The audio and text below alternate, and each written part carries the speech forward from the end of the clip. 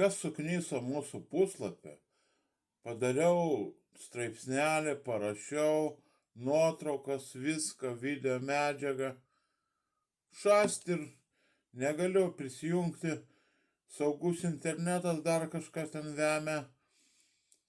Negaliu įeiti, buvo puslapis kaip puslapis, dabar negaliu rašyti. Blemba gaidiena.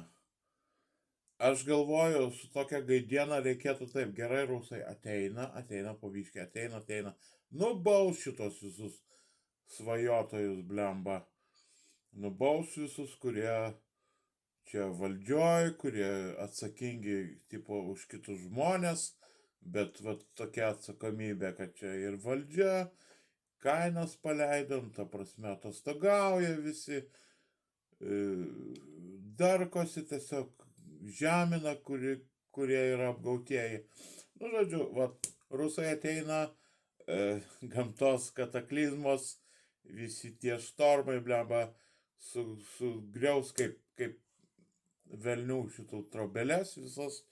Manau, kad gamtagi nori, mėgsta tokia pusiausvėra kažkokia, nebūtų taip, kaip visada tokia netvarka. Like a bat out of hell.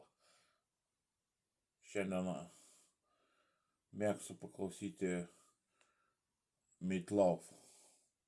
Like a bat out of hell. Čia pirmas albumas. Ir garso siena tiesiog, mėgstamas albumas iš tikrųjų. Paskui tai gal buvo ir netokie. Antra dalis gera, trečia šiaip savo. Čia paskutinis, kurį turiu.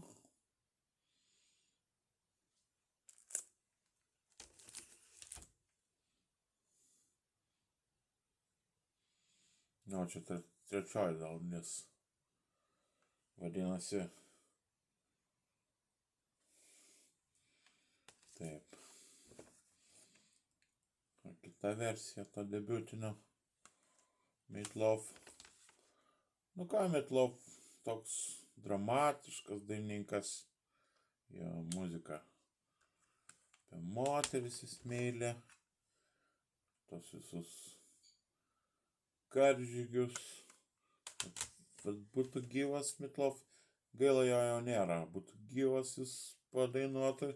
Čia kas Lietuvoje dedasi.